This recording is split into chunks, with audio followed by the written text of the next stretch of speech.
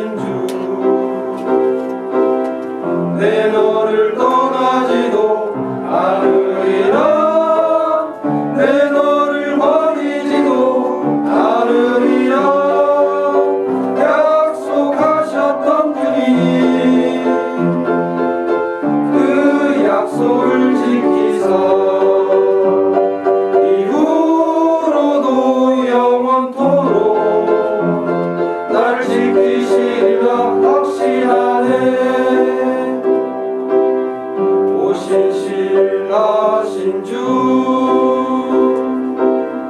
오 신실하신 주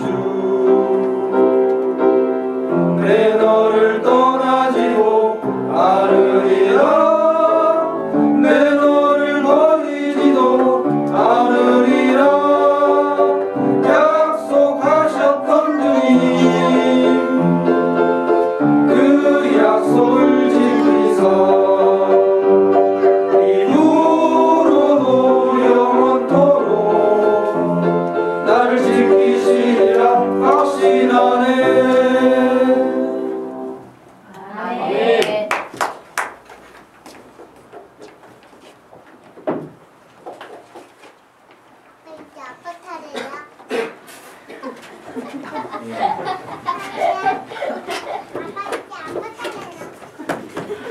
챙기니까 아주 똑똑해요.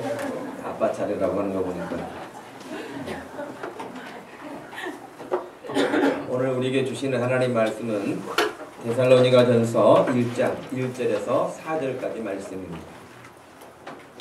데살로니가전서 1장 1절에서 4절을 찾으셔서 함께 말씀을 읽겠습니다.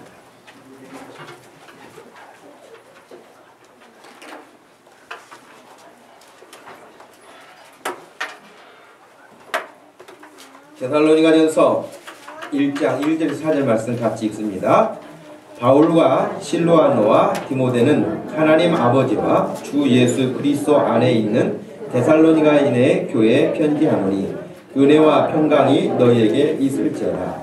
우리가 너희 모두로 말미암아 항상 하나님께 감사하며 기도할 때에 너희를 기억함은 너희의 믿음의 역사와 사랑의 수고와 우리 주 예수 그리스도에 대한 소망의 인내를 우리 하나님 아버지 앞에서 끊임없이 기억함이니 하나님의 사랑하심을 받은 형제들아 너희를 택하심을 아노라.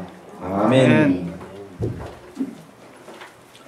제가 여러 번 지금 말씀을 드린 것처럼 우리 교회가 2009년 3월 1일이 주일이었는데 그렇게 첫 예배를 드리기 시작해서 이제 만 4년이 되었습니다.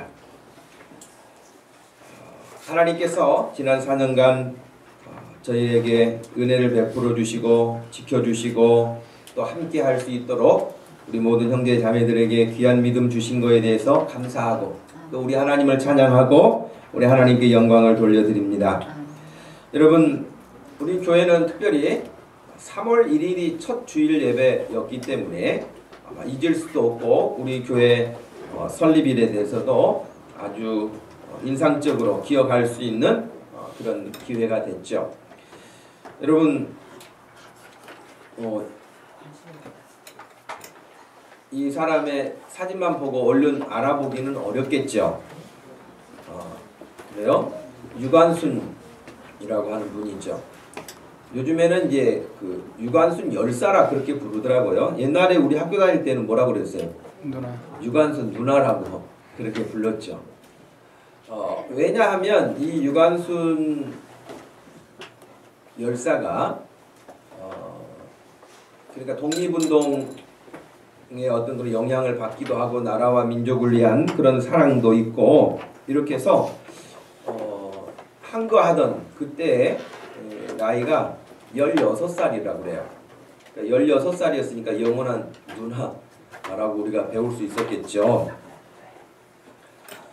정말 일본 순사들이 총과 칼을 가지고 무장을 해서 제압하고 겁을 주고 하는 그런 상황에서 태극기를 들고 나가서 사람들을 막 이렇게 리드해서 태극기를 흔들면서 우리나라의 독립에 대한 부분들을 외칠 수 있다고 하는 것, 여자로서 그 쉽지 않은데 그 얼굴 인상을 보니까 열 남자 만만치 않게 다부진 모습을 보이고 있어요. 어린 사람인데요.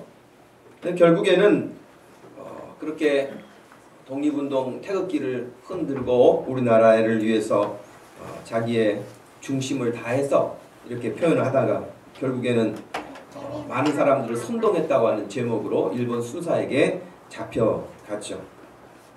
잡혀가서 재판을 받는 과정에서도 그런 말도 했다 그래요. 내가 죄인이 아니고 너희들이 죄인이다.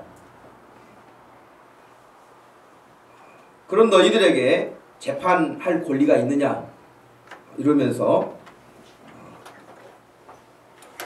너희는 도무지 양심도 없을 뿐만 아니라 재판할 권리도 없는데 이런 일을 왜 하느냐고 그렇게 크게 소리를 지르고 있었던 책상을 이렇게 던졌다고 그래요.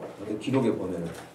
그래가지고 그 죄목으로 7년간 형이 떨어져가지고 감옥 생활을 하다가 결국에는 사형을 당했어요. 그러니까 우리나라 그냥 보통 나이로 19이라고 그러는데 만으로 18에 사형을 당했다고 되어 있습니다. 제가 왜 이 말씀을 드리냐면 우리나라가 일제의 그런 억압 가운데 들어가서 나라를 잃고 난 다음에 여러분 우리가 당하는 고난이라는 것은 말로 다 할 수가 없죠.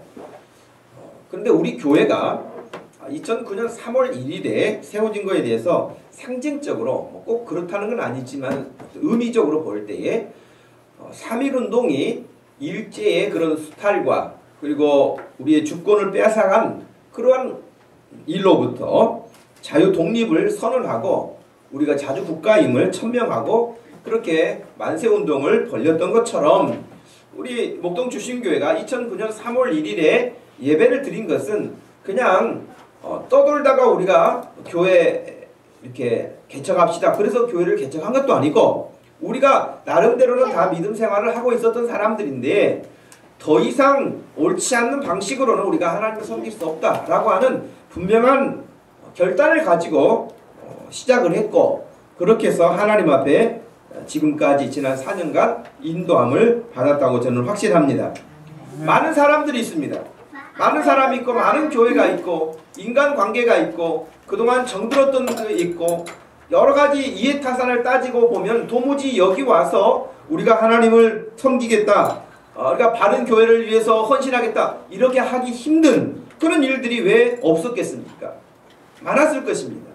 여러분들 가운데는 10년 혹은 20년의 그런 관계를 가졌던 사람들인데도 불구하고 신앙에 있어서 명확하게 하나님의 뜻을 따르지 않고 하나님이 기뻐하시는 일을 생각하지 않는 그 일에 대해서 단호하게 돌아설 수 있었다고 하는 것은 여러분 마치 3.1운동이 일어나서 일제를 향하여서 항거하고 그건 아니다 라고 천명할 수 있었던 것처럼 우리 목동 주심교회가 2009년 3월 1일에 예배 드릴 때에 바로 신앙생활에 있어서 그릇되고 바람직하지 않은 것들에 대해서 이건 아니다라고 선언할 수 있는 그런 믿음의 고백을 가진 성도들이 함께한 시간이었다고 저는 믿습니다.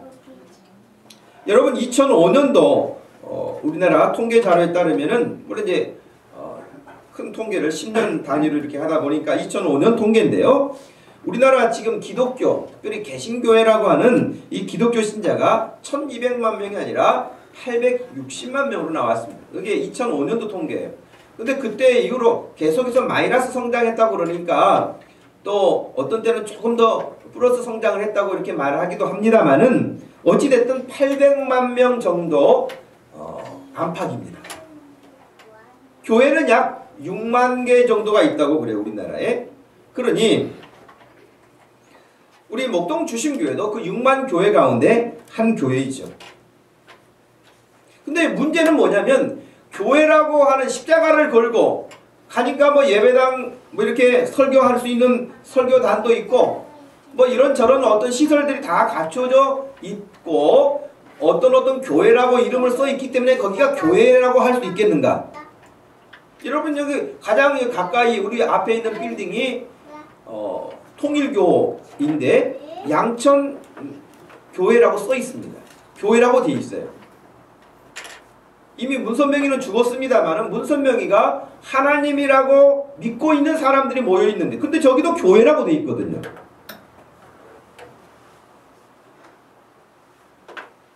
제가 우리 교회 홈페이지에도 올려놨습니다만은 최근에 한 시사 잡지에서 이렇게 다뤘던 것처럼 지금 현재 대한민국에는 자신이 하나님이라고 한 사람이 20명입니다.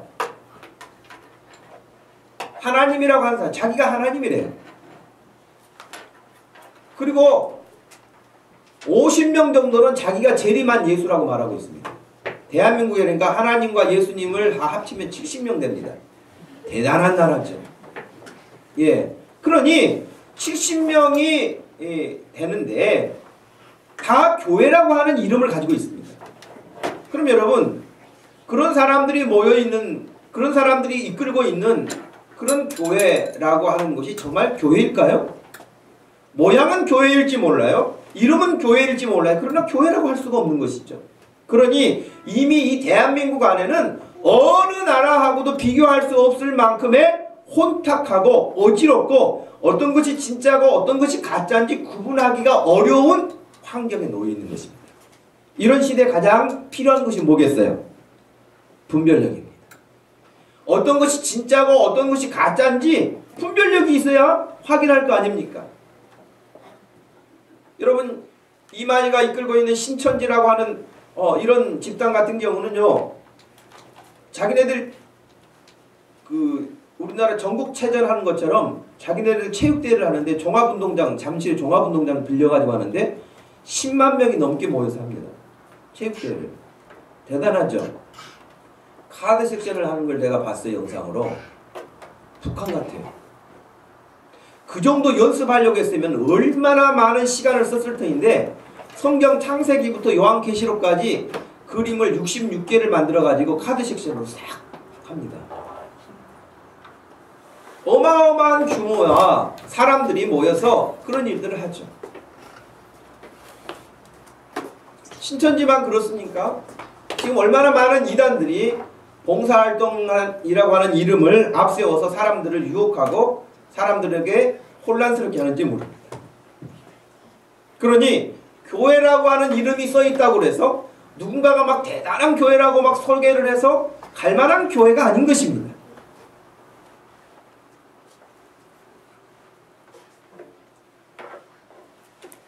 실제로 여러분, 지금 대한민국의 상황만 그런 것이 아니고 성경에도 보면 모양은 교회의 모양을 가지고 있지만 내용은 전혀 하나님께서 인정할 수 없는 그런 모습을 지닌 교회들이 많았습니다. 특별히 요한계시록에 보면 여러분 7교회가 나와 있는데 그 7교회 가운데 서머나 교회, 필라델비아 교회를 뺀 나머지 교회들은 칭찬을 받지 못하고 강력한 책망을 받게 됐습니다. 너희들 이 사실에 대해서 고치지 않는다면, 회개하지 않는다면 하나님께서 떠나시겠다고 말씀하셨습니다. 여러분, 하나님이 떠나버린 교회는 교회일까요? 모양만 교회인 것이죠. 찬송도 합니다.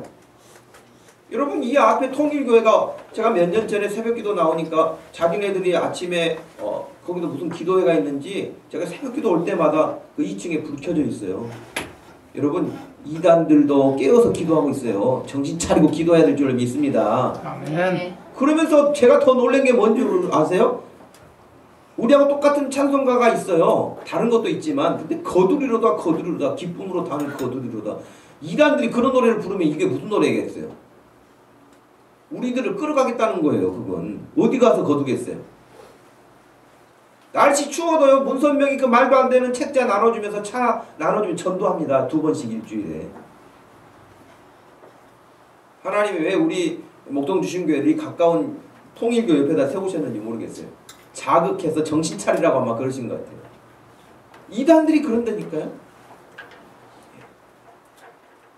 그러니 모양은 전혀 다를 바가 없는데 내용에 있어서는 성경에서 가르치는 바가 아니고 또 우리 하나님께서 인정하시는 교회가 아닌 그런 거짓 교회들, 바람직하지 못한 교회들의 모습이라고 할 수 있습니다.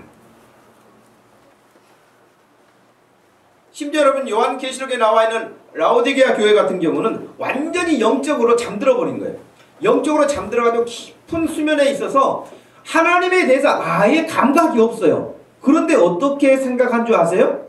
자기들만큼 똑똑하고 자기들만큼 믿음 좋은 교회 없다고 생각하고 있었어요. 아니 예수님께서는 강력하게 책망을 하시는데도 불구하고 자기네들은 아주 부족한 것도 없고 넉넉하고 부자고 우리 정도면 아주 수준 있고 이런 착각에 빠져 있었던 교회였어요. 여러분 심지어 3장 2절 말씀에 보면은 사대교회 같은 경우는 예수님이 아예 단도직입적으로 결과서를 통보하셨어요. 너희들은 지금 입으로는 살았다고 떠벌떠벌 이렇게 떠들고 있지만은 너희는 실상은 죽었다. 겉으로는 살아있는 것처럼 너희들 막 교회 안에서 모인다 그러고 이런 일도 하고 저런 일도 하는데 영적으로 너희는 완전히 죽어있다는 거예요.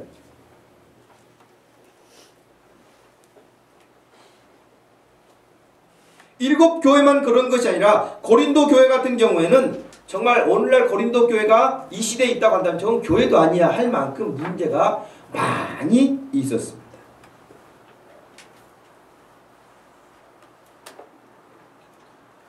심지어는 여러분 갈라디아 교회 같은 경우는 사도 바울이 얼마나 강력하게 말했냐면 너희가 어떻게 해서 복음을 떠나서 복음이 아닌 다른 것들을 가지고 믿을 수 있느냐 그러면서 여러분 갈라디아서 1장 6절부터 한번 같이 9절까지 읽어볼까요? 그리스도의 은혜로 너희를 부르신 이를 이같이 속히 떠나 다른 복음을 따르는 것을 내가 이상하게 여기노라. 다른 복음은 없나니 다만 어떤 사람들이 너희를 교란하여 그리스도의 복음을 변하게 하려 함이라. 그러나 우리나 혹은 하늘로부터 온 천사라도 우리가 너희에게 전한 복음 외에 다른 복음을 전하면 저주를 받을지어다.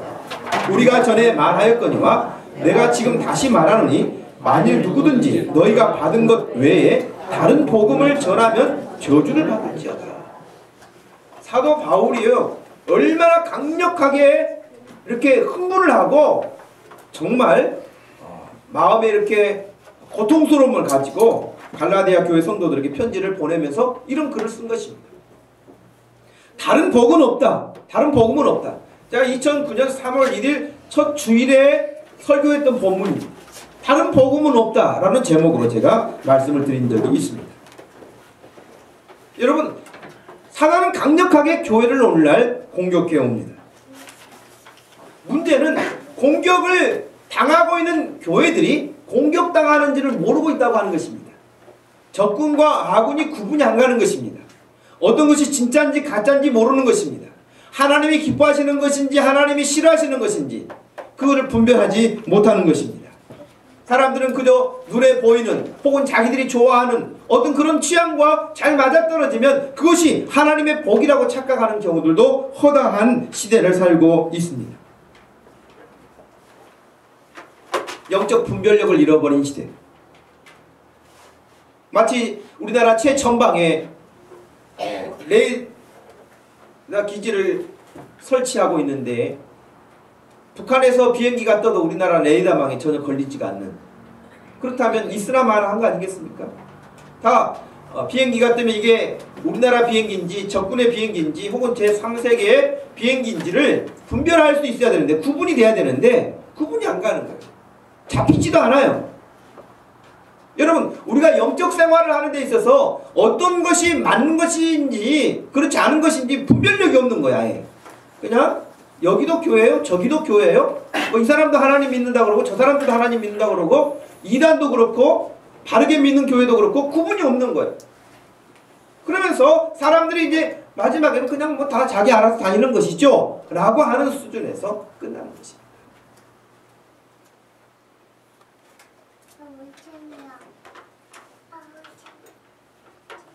이러는 중에도 사람들이 다 자기 자신이 믿고 있는 것이 옳다고만 생각하고 들으려고를 하지 않습니다. 사람들은 성경을 보지 않고 사람들과 관계 속에서 체면 유지를 합니다. 여러분 심지어 우스갯소리와 같은 지난번에 그런 이야기를 들려드린 적이 있어요. 김남준 목사님이 설교할 때 아마 그런 내용을 여러분 들으셨을 거예요. 오늘 한국 교회의 성도들이 정말 이 교회가 바람직하지 않다 그런데도 불구하고, 그런 생각이 있는데도 불구하고 교회를 못 떠나는 이유가 뭐라고 그랬어요? 10년 20년 다니면서 축의금을 많이 냈는데 그 축의금 받을 생각에 교회를 못 떠난다는 거예요. 아, 우리 아들과 딸도 이제 결혼할 때가 됐는데 내가 교회를 떠나버리면 그동안 내가 뿌려놓은 씨앗을 못 받는다는 거예요. 그래서 딸 결혼을 시킬 때까지, 아들 결혼시킬 때까지는 뭐 싫으나 좋으나 다닌다는 거예요. 이게 믿음입니까? 이게 믿음이냐고요. 우리나라 실정이 그런 수준입니다. 그리고 늘 하는 말이 뭐 여기나 거기나 별 다를 바 없다고 말합니다.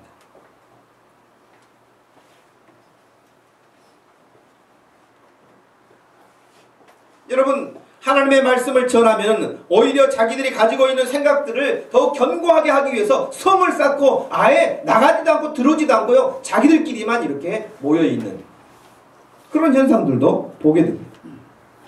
전혀 다른 사람의 이야기를 듣지 않습니다. 오직 거기서 하는 이야기만 듣고 그것이 옳은 줄 압니다. 물론 지상에는, 이 지구상에는 온전한 교회는 없어요. 우리 교회라고 온전합니까? 우리 교회도 문제가 많죠. 왜 문제가 없겠어요? 주님이 보실 때에 우리에게 허물이 얼마나 많겠어요? 그런 허물이 많음에도 불구하고 그래도 하나님 말씀대로 살기 위해서 알고 있는 한, 배운 대로, 깨달은 대로, 은혜 주신 대로 우리가 살려고 노력하는 그런 우리의 열정을 가지고 가는 것이지, 우리가 완벽한 사람이거나 완벽한 교회거나 그런 교회도 없을 뿐만 아니라 우리도 그럴 수가 없는 것은 현실입니다. 문제는 어떤 문제는 문제이기는 하지만 그렇게 심각하게 생명을 잃어버릴 만큼의 문제가 아닐 수도 있고요. 어떤 문제는 정말 생명을 잃어버릴 수 있는 문제일 수도 있다고 하는 것이에요. 여러분, 질병도 그렇지 않습니까? 몸에 질병이 있어요. 근데 여러분, 감기 걸려가지고 죽습니까? 감기로 다른 합병증이 와서 죽을 수는 있지만 감기 때문에 죽는 경우는 거의 없죠. 그죠? 여러분, 기침하면 3일 후에 죽습니까? 그런 일은 없어요. 감기도 우리의 몸을 괴롭히는 거예요. 그런 거하고 아주 손을 쓸 수 없고 약을 쓸 수 없을 만큼의 치명적인 질병이 있다. 그건 죽는 거예요. 그러면 야, 너 기침하는 거나 뭐 이 사람 이렇게 도무지 손을 쓸 수 없는 난치병에 걸린 거나 병은 병이니까 똑같은 것이다, 그렇게 말할 수 있을까요? 그럴 수는 없죠. 감기도 나아야 됐죠. 이 중한 질병도 나아야 됐죠. 그러나 정도가 다른 거죠. 마찬가지로 교회도 그럴 수 있다는 거예요. 교회도 예를 들면 우리 교회가 어떤 온전하지 못하기 때문에 약한 점을 가질 수 있다는 거예요. 근데 그것은 마치 감기 걸린 정도의 문제에서 그렇게 생명을 위협할 만큼은 아닐 수 있다는 거예요. 그러나 그것도 우리가 고쳐가야 되겠죠. 그러나 아예 이건 손을 쓸 수 없을 만큼 복음이 아닌, 하나님의 말씀이 아닌 다른 것들을 붙잡고 있다고 한다면 그것은 심각한 것이죠.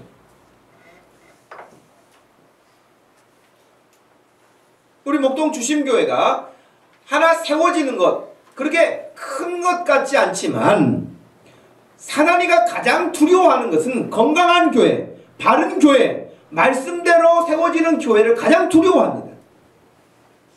말씀을 떠난 교회는 100개, 1000개가 세워진다고 할지라도 수천만 명의 사람들이 모인다 할지라도 전혀 신경 쓸 것이 없습니다. 관심조차 갖지 않습니다. 그러나 여러분 한 사람 한 사람이 믿음으로 바르게 살려고 하고 하나님의 뜻대로 살려고 하고 말씀대로 순종하며 살려고 하면 사단은 두려워합니다. 여러분, 교회 다니면서도 아무 그런 긴장감이 없이 믿음으로 살지 않으면 사단이가 두려워하지 않습니다. 교회 더 열심히 다니라고 할 것입니다. 응원할 것입니다. 왜? 아무 두려움의 대상이 아니고 상대할 수 있는 상대가 안 되기 때문에 그래요. 그러나 하나님의 말씀대로 바르게 서면 여러분을 향해서 공격적으로 달려듭니다. 그리고 여러분을 두려워합니다. 우리가 모인 교회를 두려워하는 것입니다. 왜냐하면 바르게 가르침으로 말미암아 그 거짓으로 가르치는 사단의 모든 것들을 다 깨트리고 사망에서 생명으로 건져내는 그런 역사가 일어나기 때문에 사단은 제일 싫어합니다. 사단 마귀는 사람들을 끌고 가서 마지막에 영원히 파멸시키는 게 사단이 하고자 하는 목적이에요.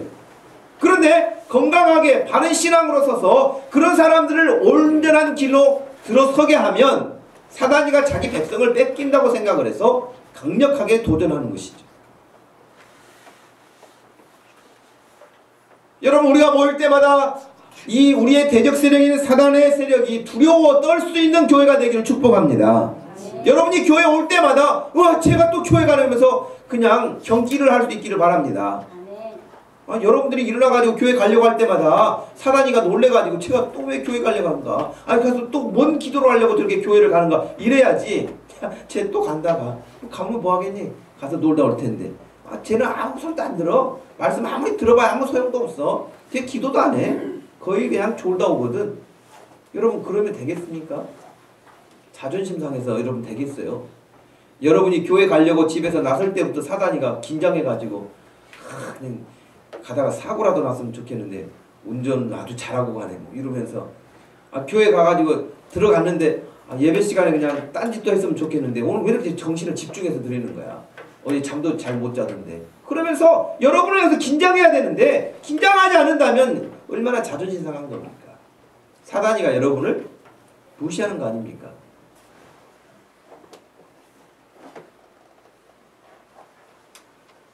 기도로 병 고치는 의사라는 책이 전에 한번 소개해드린 적 있잖아요. 어느 집에 여러분 귀신 들려가지고 목사님이 집사님들을 막 호출하고 그래가지고 사람들이 다 가서 기도하고 막 이렇게 하는데 기도 깨나 한다는 권사님, 기도 깨나 한다는 집사님 막 나타나가지고 그 귀신 쫓아내려고 막 애를 쓰고 하는데 그 귀신이 하는 말이 너는 누구냐? 너는 뭐하러 왔냐? 그것도 기도냐? 막 그러면서 조롱했다고 그러잖아요. 그러니까 이 의사가 자기는 초신자였는데 너무 쇼크를 받아가지고 그때부터 그 사람이 기도하기 시작해가지고 자기 의술로 고치는 환자보다 기도해 주어가지고 고치는 환자들이 더 많아졌어요. 그래서 이 사람은 예를 들면 6시가 퇴근 시간인데 병원 문 닫는 시간인데 병원 문 닫는 시간에 사람들이 벌써 줄 서 있어. 기도 받으려고. 좀 희한한 병원이죠. 이 사람이 왜 그랬냐면은 자기는 초신자 때 가서 보니까 꽤나 신앙생활 한다는 사람들이 그 귀신 들린 사람 앞에서 조롱당하더라는 거예요. 그것도 칼이라고 빼냐? 그러면서 그것도 기도라고 하냐? 그러면서 여러분을 보면 사단이가 두려워 떨 수 있기를 축복합니다. 아멘. 조금 무장돼서 우리 교회가 모일 때마다 긴장해서 자, 쟤네들은 어떻게 해볼 수가 없어. 손을 들 수 있는 우리 예수 그리스도께서 십자가로 말미암아 사단의 세력을 완전하게 제압하신 것처럼 우리도 그 예수 그리스도의 제자답게 그렇게 능력 있는 삶을 살아갈 수 있어야 할 것입니다. 바르게 믿지 못하는 사람들, 거짓에 속아 있는 사람들, 사단에 속해서 무엇이 무엇인지 분별할 수 없는 사람들, 이런 사람들을 향해서 더 적극적으로 예수 그리스도의 복음을 바르게 배우고 익히고 전하여서 능력 있는 교회로 우리가 세워져 갈 수 있기를 소원합니다. 그러기 위해서 오늘 특별히 데살로니가 교회를 보면서 우리가 한두 가지 배우려고 합니다. 데살로니가 교회는 참 좋은 교회고 복된 교회고 모범적인 교회였습니다. 물론 아까 말씀드린 것처럼 지상의 교회는 완전한 교회가 없어요. 데살로니가 교회도 문제가 있었어요. 어떤 문제가 있었냐면 예수님이 승천하실 때에 천사들이 들려준 말씀이 뭐예요? 사도행전 1장에 보면 예수님이 승천하셨단 말이죠. 그래서 천사가 나타나가지고 갈릴리 사람들아 너희가 왜 그렇게 이상하게 쳐다보고 있느냐? 너희들 가운데서 저렇게 올라가신 예수님은 너희들이 본 그대로 다시 오시리라 그랬어요. 재림 중 다시 예수님 오시겠다고 약속하신 거예요. 그러니까 이 사람들 마음속에는 예수님이 금방 오실 거라는 거예요. 금방 오실 거라고 생각을 해가지고 어떤 사람들은 이 일을 안 한 거예요. 여러분 잘못된 종말론의 가장 큰 특징이 뭡니까? 이 일을 안 합니다. 아니 뭐 세상 망할 건데 무슨 공부를 합니까? 학교는 뭐하러 다닙니까? 돈은 왜 법니까? 그러면서 여러분 일을 안 해요. 그런 사람들이 데살로니가 교회도 있었어요. 너무 주님을 사모한 나머지 주님이 금방 오실 것 같으니까 일을 좀 게을리한 거예요. 그냥 눈 떠보고 아침에 아직 안 오셨네 그러면서 그렇게 하루하루를 산 사람. 그래서 바울이 그랬어요. 일하기 싫거든 먹지도 못하게 해라. 그런 거예요. 그 말이 왜 나왔냐면 그렇게 일 않고 노는 사람들이 있었거든요. 잘못된 생각 때문에. 그런 약점도 있는 교회였습니다만은 그러나 오늘 우리가 읽었던 본문 1장을 보면은 아주 모범적인 교회가 우리가 배워야 할 만한 모델적인 교회입니다. 여러분 오늘 제가 이 지도를 찾아보니까 지금 현재도 여러분 데살로니가가 있습니다. 그리스에 데살로니가라는 지역 도시가 있습니다. 사도 바울이 복음을 전할 때 그 도시가 20만 명 정도가 살았던 도시라고 그래요. 그 옛날에도 작은 도시가 아니죠. 근데 지금은 한 80만 명 정도가 사는 도시라고 그래요. 그리고 지금 현재도 이 도시가 있는, 그래서 성경에 나와 있는 도시가 가공적인 그냥 지어낸 도시가 아니라 실제 있었던 교회이고 지역입니다.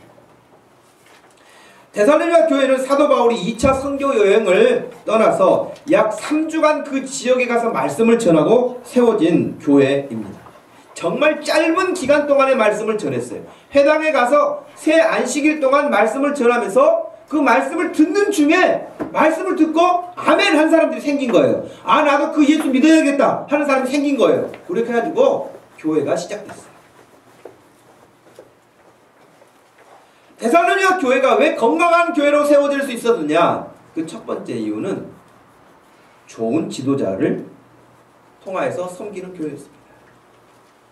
이 교회를 어떻게 보면 개척한, 설립한, 그 일을 시작한 사람이 사도 바울이었습니다.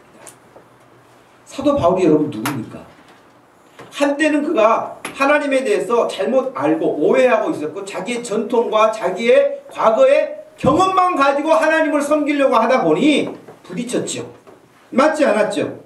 하나님 앞에 열심을 내면 낼수록 하나님을 욕되게 하는 그런 일을 하게 된 사람이 바울이었어요.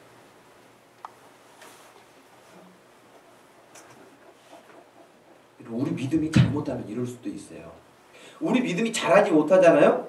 우리가 성장하지 못하잖아요? 그러면 그 옛날에 자기가 했던 그 옛날 생각이 맞는 건지 틀린 건지 별로 상관하지 않고 옛날에 내가 했던 방식대로만 하려고 하는 거예요. 그러면 여러분 예수님을 만나기 전에 바울과 같은 사람이 될 수가 있어요. 바울이 얼마나 열심히였습니까?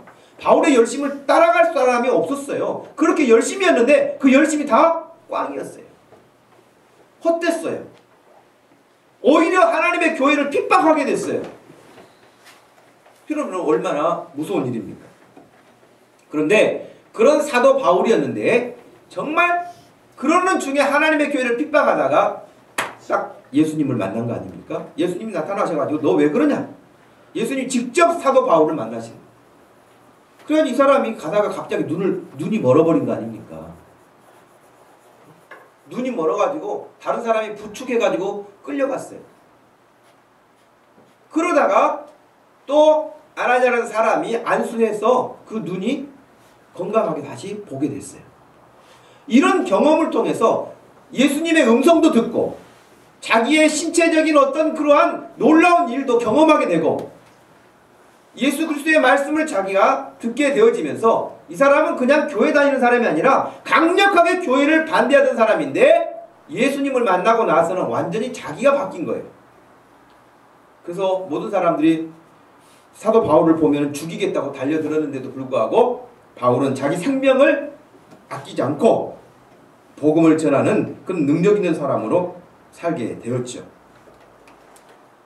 여러분 늘 하나님의 말씀을 듣고 예배하고 기도하고 이런 생활을 하면서 바울처럼 예수 그리스도를 체험하는 역사가 일어나기를 축복합니다. 아멘. 여러분 이 시간도 예배를 드리는데 어떤 사람은 마음에 뜨거운 마음이 올 수 있는 사람이 있는가 하면 어떤 사람은 겨우 잠자고 일어나는 사람도 있고요. 어떤 사람은 겨우 그냥 졸지 않기 위해서 잠과 싸우다가 일어난 사람도 있어요.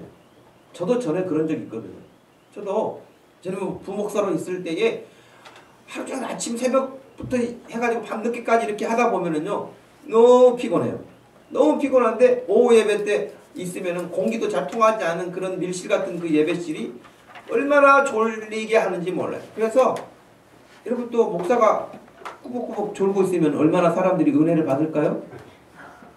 시험 들죠. 그러니 앉으면 졸아요. 앉으면 졸기 때문에 아예 서 있었어요. 서서도 졸려요. 피곤할 때. 그래서 예배 끝나고 나면 손등이 모기 물린 것처럼 빨개요. 사방에. 왜? 계속 안 졸리고 꼬집고 있어요. 그러니까 저는 그런 날은 예배 드린 게 아니라 잠과 싸우다가 그냥 예배 시간 끝난 거예요. 뭐 말씀에 은혜를 받았다거나 이런 것이 없고 손등만 빨개지는 경우가 있었다는 거죠. 여러분 이 시간에 예배를 드리는데도 어떤 경우는 정말 하나님의 말씀이 자기의 심장 그냥 탁 망치로 때리는 것처럼 그런 어떤 강력한 충격이 일어나는 사람이 있는가 하면 손등만 빨개진 사람도 있단 말이에요. 여러분 어떤 사람들래요? 사도 바울처럼 예배할 때마다 기도할 때마다 하나님 앞에 나올 때마다 그런 체험 있는 사람은 그 인생이 달라지게 됩니다. 그냥 평범하게 살 수가 없어요. 성경 공부 조금 했다 그래서 막 지식이 막 일어나는 것이 아니고 믿음이 갑자기 좋아지는 게 아니에요. 바로 데살로니가 교회는 이렇게 하나님의 은혜를 체험한 성령의 충만함을 입은 하나님으로부터 강력한 은혜를 체험한 이 사도 바울이 말씀을 가르치고 교회를 세우는 섬기는 그런 교회였습니다. 여러분 좋은 지도자가 뭡니까? 잘생긴 사람입니까? 돈 많은 사람입니까? 여러분 좋은 교회가 뭐예요? 좋은 지도자가 뭐예요? 저는 단순하게 말할 수 있습니다. 바울이 왜 좋은 지도자였습니까? 바울은요 외모로 봤을 때 같은 기록자들에 따르면 흠모할 만한 것이 없는 다리는 안짱다리에다가 키는 작고 머리는 대머리 그런데다 건강까지 안 좋아가지고 치명적인 아픔도 있었다.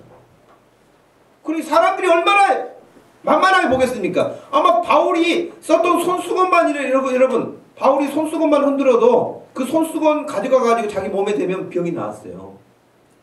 근데 바울 자기 병은 안 나왔어요.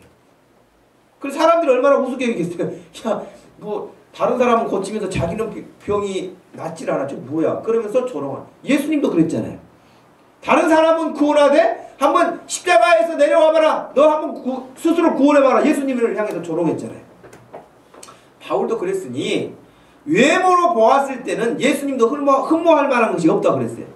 화가들이 그냥 멋있게 그려놔서 예수님이다 그렇게 말하는데 그건 다 가짜죠. 예수님 본 사람도 없고 그때 그려놓은 그림도 없어요. 그러니 시중에 떠돌아다니는 그림은 다 가짜입니다. 제가 주일학교 아이들한테 이렇게 가르친 적 있어요. 교육전도사 때. 그랬더니 정말 집에 가가지고 사진 뗀 아이가 있어요. 엄마 저거 가짜래. 그러면서. 그랬더니 자기 부모 집사님이 이놈이 갑자기 교회 갔다 오더니 왜 안 하던 짓을 한다고 그러면서 저건 가짜라고. 그 가짜죠. 다 떼라 그랬어요. 여러분 서양인들이 그려놓은 예수님은 금발이에요. 예수님. 우리나라 한국 사람들이 그려놓은 예수님은 갓 쓰고 계세요. 그런 예수님이 아니에요. 다 사람들이 상상해서 그려놓았을 뿐인 거예요. 그러나 예수님은 분명히 흠모할 만한 것이 없다고 그랬어요. 사도 바울도 역시 외모적으로 그럴 수가 없어요. 그런데도 불구하고 왜 사도 바울이 훌륭한 좋은 지도자냐? 이유는 딱 한 가지예요. 성경대로 가르쳤기 때문에. 성경대로 가르쳤어요. 돈으로 교회를 세우는 게 아니에요. 사람의 숫자가 많으니까 교회가 세워지는 게 아니에요. 하나님의 말씀대로 가르치는 교회가 건강한 교회예요. 바른 교회예요. 좋은 지도자인 줄로 믿으시기를 바랍니다. 아멘. 예수님이 베드로에게 말씀하실 때 그러지 않았습니까? 주는 그리스도시요 살아계신 하나님의 아들입니다 라고 하는 고백을 했을 때에 네가 복이 있다. 그리고 이 반석 위에 너의 이 고백 위에 교회를 세우겠다 그러지 않았습니까? 교회는 그렇게 세워지는 것이지 다른 걸로 세워지는 게 아닙니다. 여러분 사도행전 17장에 보면 데살로니가 교회가 세워질 때의 장면이 소개되어 있습니다. 제가 여러분 읽어드립니다. 그들이 데살로니가에 이르니 거기 유대인의 회당이 있는지라. 바울이 자기의 관례대로 그들에게로 들어가서 새 안식일에 성경을 가지고 강론하며 뜻을 풀어 그리스도가 해를 받고 죽은 자 가운데서 다시 살아나야 할 것을 증언하고 이르되 내가 너희에게 전하는 이 예수가 곧 그리스도라 그랬어요. 다른 걸 말하는 게 아니에요, 여러분. 교회는 다른 걸 말하는 거 아니에요. 저도 사실은 설교자의 입장에서요 고민할 때가 많습니다. 왜냐하면 성경을 막 가르치잖아요. 그래서 제가 바울이 가르쳤던 성경도 봐요. 예수님이 전했던 그 설교도 들어봐요. 성경 읽어봐요. 다른 게 없어요. 다른 게 없는데 그렇게만 전하면 오늘날 사람들은 너무 어렵다고 생각해요. 딱딱하다고 말해요. 그리고 자꾸 이렇게 조미료 같은 것을 쳐야 돼요. 간증도 많이 들려줘야 되고 재미난 이야기도 해줘야 되고 막 리얼한 어떤 그런 극한 이야기들 자꾸 끄집어 와야 사람들이 이야 그러면서 눈도 반짝거리고 듣고 그랬거든요.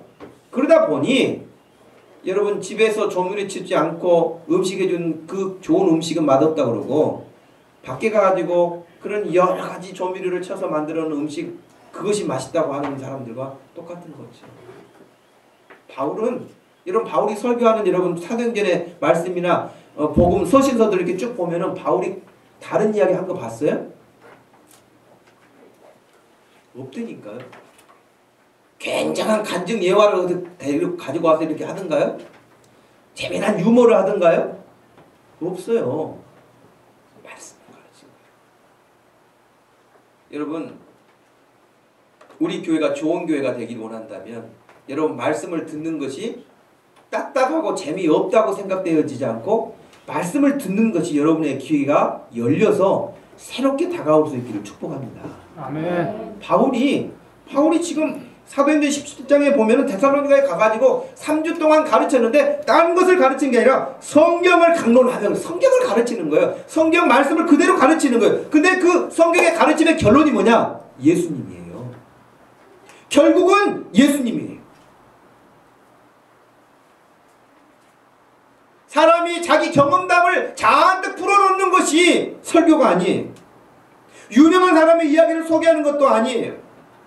물론 하나님을 잘 섬겼던 사람들을 소개할 수도 있고요. 어떤 그런 경험담도 말할 수는 있죠. 그러나 그것은 곁가지의 이야기에 불과한 것입니다. 좋은 지도자 사도 바울은 하나님의 말씀에 철저하게 순종하는 사람이었고 그 말씀을 가르치는 사람이었습니다. 사랑하는 성도 여러분, 우리 목동 주심교회가 가르치는 예배 시간에 말씀을 듣는 시간에 집중하시기 바랍니다. 성경을 가르치고 배울 수 있는 시간을 여러분 사모하시기를 바랍니다. 아멘. 나도 가서 꼭 배워야 되는데 내가 좀 시간이 이래서 어떡하지? 속이 상해야 돼. 여러분 최근에 하나님 말씀을 한 번이라도 더 배워야 되는데 배우지 못해가지고 속상해 본 경험 있는 분? 아싸 오늘은 성경 공부 없다 할렐루야. 여러분 그럴 수 있어요. 그럴 수 있지만 그것을 너무 사모하지 마세요. 그걸 사모하지 마세요. 생각 같아서는 목사님 도무지 제가 이때는 시간이 안 되고 저때는 시간이 안 되고 우리 마을 식구들 모아놓을 테니까 수요일날 공부하는 거 우리도 좀 가르쳐 주세요. 이래야 되지 않을까요? 이윤갑 집사님? 정말 우리 학생들도 목사님이 뭐 성경 공부 모임이 있다고 그러는데 저희가 뭐 학교도 다니고 학원도 가고 시간이 없으니까 저희가 시간을 한 시간을 이렇게 만들어 놓을 테니까 목사님 우리 성경 공부 좀 가르쳐 주세요. 종민아, 그럴 수 없을까? 그런 일들이 일어나기를 축복합니다. 아멘. 여러분 정말 그런 일을 사모하면서 바울이 말씀을 전할 때 그 말씀을 듣고 있었던 사람들처럼 그렇게 하나님의 말씀을 사모해야 돼요. 우리가 주일날 설교를 통해서도 하죠. 주일 오후에도 성경 공부를 하죠. 수요일날도 신앙서적을 읽으면서 같이 나누고 있죠. 금요 기도회가 있죠. 새벽 기도회 혹은 큐티를 하면서 말씀을 가르치죠. 여러분 여러 시간이 있는데 그런 시간을 여러분 어떻게 해서라도 여러분들이 참여할 수 있도록 힘쓰고 노력하는 것이 정상적이고 건강하고 좋은 신앙이라고 할 수 있습니다. 여러분 한번 생각해 보세요. 주일 예배 한 번 드리는 것 말고 그냥 일주일 동안 그냥 산다면 여러분은 이렇게 추측하던데 하나님의 말씀에 사로잡혀서 살지 못하고 그냥 주일날 교회만 다니는 사람으로 끝날 확률이 높아요. 여러분 우리 교회를 위해서 기도하십시오. 저를 위해서도 기도하십시오. 하나님 우리 목사님이 다른 유혹받지 않고 하나님의 말씀을 온전하게 우리에게 잘 가르쳐 주실 수 있도록 하나님 지혜도 주시고 성령 충만하게 해주십시오. 우리가 말씀을 들을 때도 그렇게 알아들을 수 있도록 해주십시오. 여러분 그렇게 기도할 수 있기를 바라고 사도 바울도 늘 교회들에게 편지할 때마다 자기를 위해서 기도해달라고 하지 않았습니까? 두 번째 데살로니가 교회가 그렇게 소문난 교회요, 좋은 교회, 복된 교회로 또 우리가 본받아야 할 그런 교회로 성장하게 된, 세워지게 된 이유 가운데 하나는 감사할 것이 많은 교회였어요.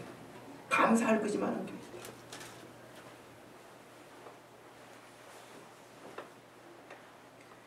이 데살로니가라고 하는 도시, 역사 기록에 의하면 알렉산더 대왕의 고향인 데살로니가는 알렉산더가 죽고 난 이후에 치열한 권력 쟁탈전이 벌어졌다고 그래요. 그래서 카산더라고 하는 장군이 승리한 후에 민심을 수습하기 위해 세운 도시라고 알려져 있습니다. 그리고 자기 아내 이름을 따서 데살로니가라고 정했다 하는 그런 기록들이 있습니다. 어찌됐든 오늘날도 있는 그 그리스의 데살로니가,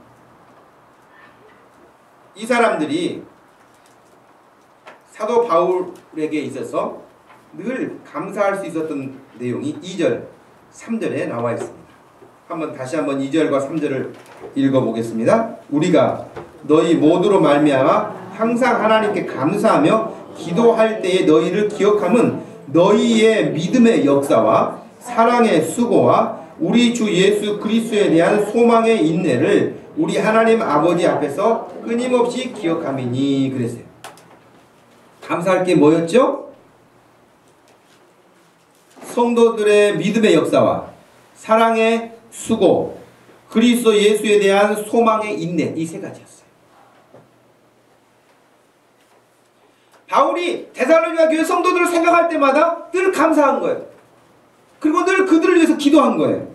이 세 가지를 감사했던 거예요. 그럼 여기서 첫 번째 말했던 성도들의 믿음의 역사라는 게 뭡니까? 믿음의 역사. 믿음의 역사라는 것은 하나님의 말씀을 듣고 그 말씀을 따라서 실천했더니, 순종했더니 나타나는 결과인 것입니다. 믿음의 역사는 다른 게 아니에요. 여러분 이 시간에도 말씀을 듣잖아요. 그럼 말씀을 듣는 중에 10가지면 10가지를 다 기억할 수도 없고 10가지를 다 순종하기가 어려운 것도, 실천하기가 어려운 것도 있어요. 그러나 여러분이 말씀을 듣는 중에 그래 나도 그렇게 해야 되겠구나. 어떤 것을 붙잡고 여러분이 순종하잖아요. 그러면 거기에는 어떤 현상이 일어나게 돼 있어요. 그런데 데살로니가 교회는 그러한 믿음의 역사가 있었던 거예요.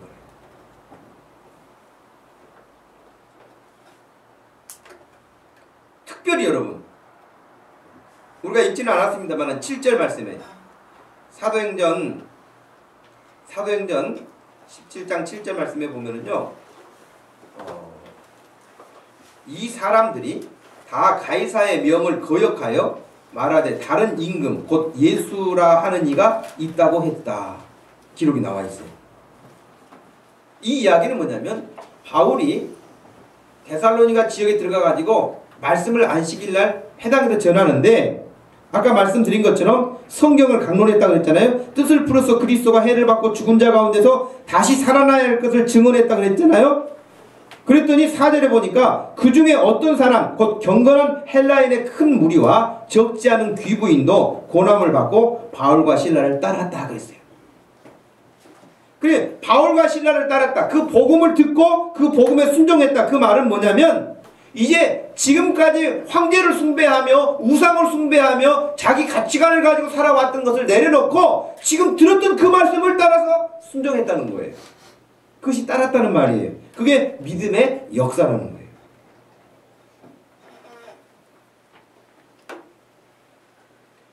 여러분 사도행전 17장에 보면은요, 이렇게 이제 많은 사람들이 바울이 전한 메시지를 듣고요, 나도 예수 믿어야겠다 그렇게 하니까 반대하는 유대인들이 찾아와가지고 행패를 부리기 시작했어요.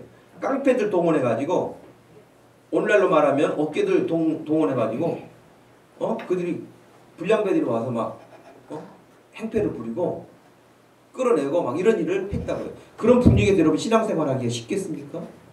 여러분 오늘 교회 오는데 입구에 까만 양복 입은 깍두기들 딱 서가지고 또 어디가 나 지금 학원에 가는데요 막 그러면서 교회 가는 거 아니고 예 근데 왜 교회 가겠어요 뭐 이러면서 거짓말하면서 7층 올려다가 갑자기 5층으로 가가지고 다시 내려가고 그럼 막 내가 왜 여기 왔지 막 그러면서 뒤통수 긁으면서 아무 일이 없었던 것처럼 그렇게 가고. 그런데 어떤 애가 저 교회 가는데요 그러면서 그랬더니 그냥 보라는 듯이 그 앞에서 그냥 들어가지고 완전 내 동댕이 쳤다 땅바닥에. 거기 어디가 하나가 깨져가지고 피가 난다. 그럼 버스 정거장에서 내리려다가 그냥 다시 그냥 가잖아요. 차 이리 주차하려다가 다시 그냥 가잖아요. 얼마나 무섭겠어요. 그런데 바울이 그렇게 교회에 복음을 전할 때에 그랬다고요. 깡패들이 나타나가지고 행패 부리고 잡아가고 핍박했다고요. 그런데 믿음의 역사가 뭐냐? 그런데도 불구하고 죽이려면 죽여라 하는 어떤 담대한 믿음이 생긴 거예요. 그 말씀에 순종했더니 믿음의 역사가 일어난 거예요. 여러분 교회 하나 세워지기가 결코 쉽지 않습니다. 왜냐하면 아까 말씀드렸잖아요. 사단이가 계속해서 공격하고 있어요. 그리고 특별히 좋은 교회가 세워지는 것을 극구 반대하는 것이 사단입니다. 바울이 복음 전하니까 얼마나 바울이 가는 곳마다 핍박받는 이유가 뭐예요? 건강한 교회가 좋은 교회가 세워지는 것을 원치 않았기 때문에 공격하는 거예요.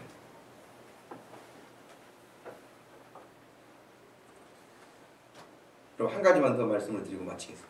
우리나라에도 지금 서울에 승동교회가 있어요. 승동교회. 승동교회라는 교회가 있는데요. 조선시대 여러분 우리나라에 복음이 전해지기 시작했고 우리나라 복음 초기에 우리나라도 그 양반도 있고 상놈도 있고 하는 그런 제도가 얼마나 사람들이 힘들겠습니까? 인도의 카스트 제도처럼 조선시대에도 산원공상 신분의 외에 백정이나 갑파치 뭐 이런 사람들 아예 접촉도 못하게 했어요. 접촉도 못하게. 그래서 이런 사람들은 갓도 쓸 수 없고 망건을 쓸 수도 없고 교육을 받을 수도 없었고요. 호적에도 올리지 않았어요. 인구 조사할 때도 빠졌어요. 그 사람도 아닌 거예요.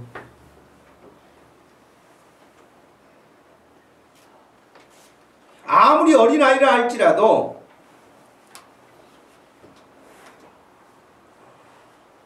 양반은 상놈에게 반말을 해요.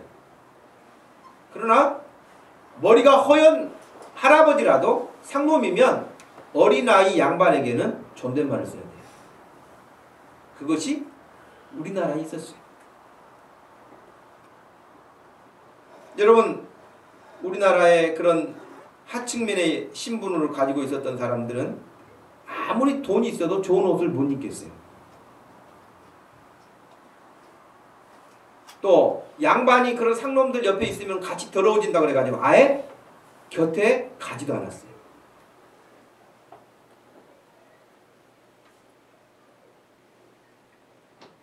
근데 무호 선교사님이라는 선교사님이 들어오셔서 복음을 전하고 개척을 하고 교회가 세워지게 됐는데 그게 이제 승동교회예요. 근데 그 승동교회는 서울의 양반 마을인 곤당골 지금의 소공동이에요. 소공동. 옛날에 곤당골이었거든요. 지금 이제 소공동이라고 이름이 바뀌었는데 롯데 호텔이 있는 그 소공동 지역에 교회가 세워졌어요. 양반 중심의 교회였어요. 하루는 무호 선교사님이 자신이 운영하는 학당에 다니던 봉출이라고 하는 학생 사람이 그 사람을 통해서 백정마을 지금의 관운동이라 그러는데 박성춘이라는 백정이 중한 질병에 걸렸다는 소식을 선교사님이 들은 거예요. 근데 백정은 아까 말한 것처럼 완전히 하층민이어가지고 그 사람은 사람 취급도 안 했던 거거든요. 그러면서도 어떻게 고기는 먹었는지 좀 이해가 안 가더라고요. 그 백정이 파는 고기를 어떻게 먹었을까? 양반들은. 참 이율배반적이죠. 그런데 백정이 중병에 걸렸으니 무슨 치료를 받겠습니까? 그런데 모 선교사님이 그 당시 제중원, 여러분 드라마 제중원 보신 적 있나요? 그 제중원 현재 세브란스 병원이죠. 의료 선교사 에비슨을 데리고 그 모 선교사님이 박성춘이라고 하는 백정을 찾아가요. 그러니까 그 당시의 상황으로서는 있을 수 없는 일이에요. 왜냐하면 특별히 에비슨이라는 사람은 누구였냐면 당시의 고종 황제의 주치의였어요. 그러니 왕실 의사가 그런 백정에게 간다는 것은 이 조선 사회에서는 용납할 수가 없는 일이었어요. 그런데 죽어가는 그런 박성춘이라고 하는 백정을 살리기 위해서 갑니다. 나았어요. 병이 치료받았어요. 근데 문제는 그 다음에 생겼습니다. 해묵은 유교 사상에 아주 탁 박혀있는 사람들, 그렇게 생긴 사람들이 모인 교회, 양반교회. 근데 그 양반교회 이제 하나님을 몰랐던 박성춘이라는 사람이 병을 고침받고 자기가 그 백정 신분이었는데 그 서양 의사가 와가지고 자기를 고쳐주고 이게 너무 감동을 받아가지고요. 바로 자기가 예수 믿게 됐어요. 교회를 나가게 됐어요. 그런데 그 선교사님이 있는 모 선교사님이 있는 승동교회를 갔더니 그 교회는 누가 많이 모여있다고요? 양반들이 모여있다. 이런 상놈이 어디 이런 교회를 온다. 못 오게 한 거예요. 있을 수 없는 일이라고. 그래가지고 시험 들어가지고 교회 떠난 사람이 꽤 됩니다. 백정이 우리 교회를 왔다고 양반이 나는 저런 애하고 같이 교회 살 수 없다고 교회를 나갔어요. 잘 나갔지? 그죠?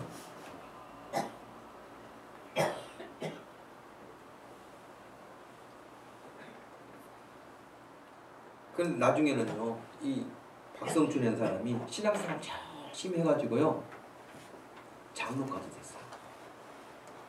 장로가 되니까 더 시험 든 사람들이 생겼어요. 왜? 양반이 장로의 가르침을 받아야 되니까 용납을 못합니다. 여러분, 이 박성춘이가 누구를 전도하겠어요? 가서 양반 전도하겠어요? 백정 상놈 전도하겠어요? 양반은 아예 만나주지도 않고 오지도 못하게 하니까 자기와 같은 형편에 있는 백정들, 상놈들, 천민들 이런 사람들 가서 지냈더니 이 사람들은 어디 그런 데가 있냐고 좋아가지고 할렐루야가 오니 부흥된 거예요. 교회가. 백정들이 많이 와가지고 부흥되고 상놈들이 많이 들어와가지고 부흥된. 사도 바울이 복음 전할 때 똑같아요. 이방인들은 할렐루야 하면서 이렇게 돌아왔는데 양반이라고 생각했던 유대인들은 배척했어요.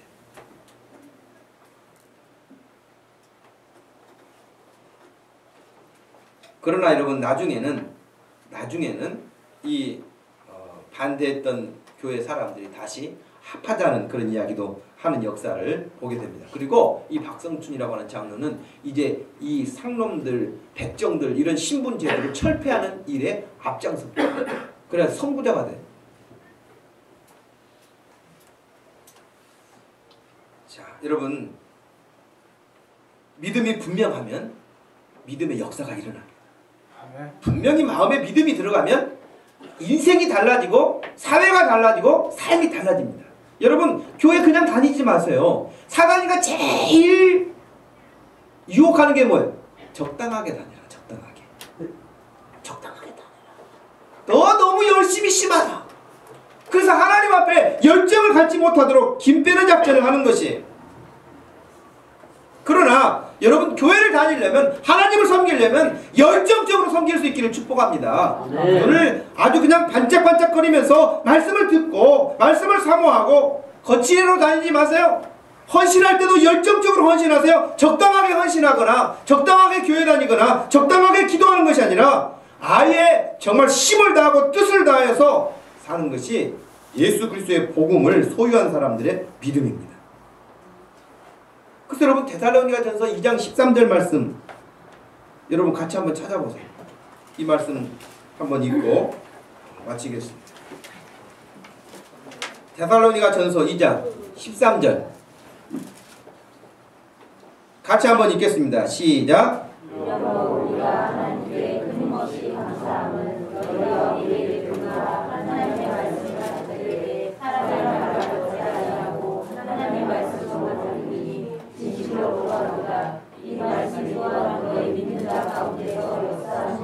예, 하나님의 말씀을 바울이 전할 때에 그 듣는 사람이 바울이 전하는 거라 이렇게 듣지 않고 하나님이 전하는 말씀이라고 들었어요. 하나님의 말씀이라고 받았어요. 그랬더니 역사가 일어나는 거예요. 아멘. 여러분 어디서 30배, 60배, 100배가 나타납니까? 좋은 밭에서 일어나지 않습니까? 좋은 마음의 밭으로 말씀을 사모하시고 받으시길 바랍니다. 하나님의 말씀을 받고 그 말씀을 붙잡으면 거기는 반드시 30배와 60배와 100배와 같은 엄청난 열매를 하나님이 일으키시는 역사하시는 하나님, 축복하시는 하나님, 능력 주시는 하나님, 그 하나님께서 우리 목동주심교회도 앞으로 더 크게 축복하실 줄로 믿습니다. 아멘. 사랑의 수고가 있는 교회라고 했습니다.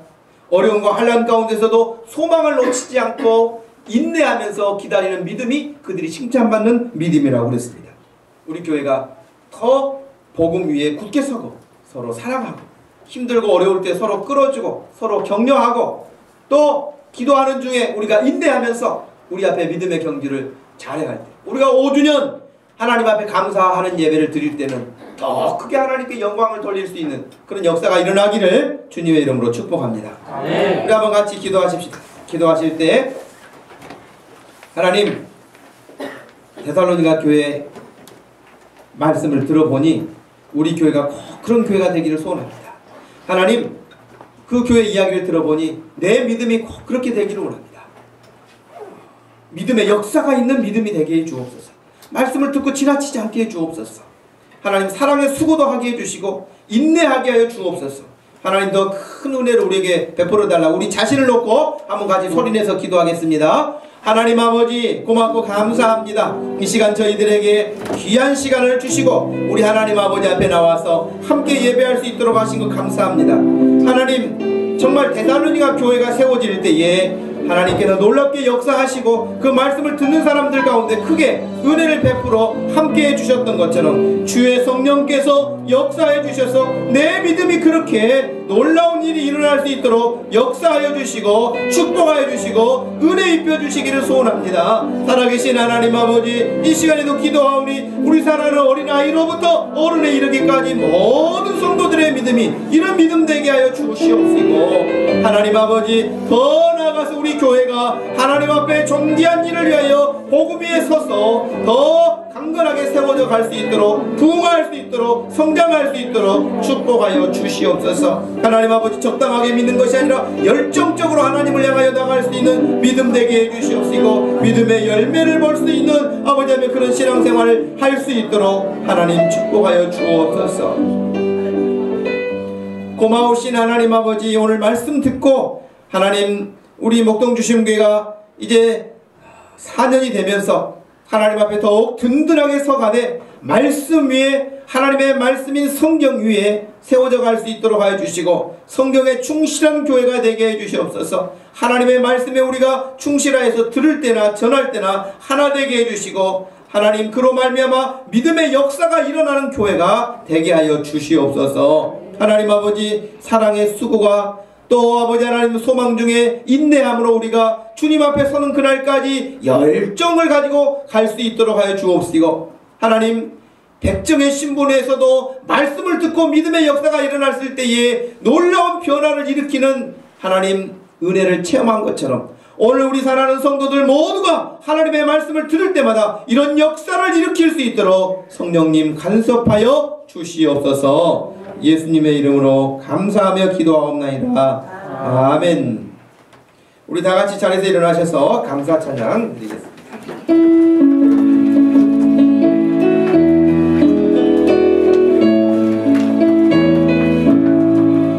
날 구원하신 주 감사, 모든 것 주심 감사, 지난 추억이 내 감사, 주 내 곁에 계시네. 향기로운 봄철의 감사, 풍성한 거울 감사, 사라진 눈물도 감사, 나의 영혼 평안에 응답하신 기도 감사, 거절하신 것 감사, 헤쳐나온 풍랑 감사, 모든 것 채우시네.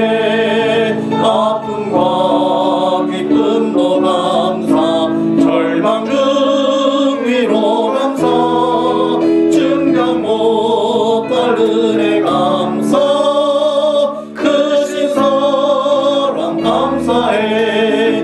우리 교회 주신 감사, 형제 자매들 감사, 주일마다 은혜 감사, 넘치도록 주시네. 이제 우리 힘을 다해 열심으로 섬기세. 오늘도 내일도 감사, 영원토록 감사해. 지금은 우리 주 예수 그리스도의 은혜와 우리 하나님 아버지의 극진하신 사랑과 성령 하나님의 위로 교통하심이 이 시간 말씀에 순종하여 믿음의 역사를 일으키기 원하는 사랑하는 모든 성도들 머리 위에 지금부터 영원토록 함께 계실지어다. 아멘.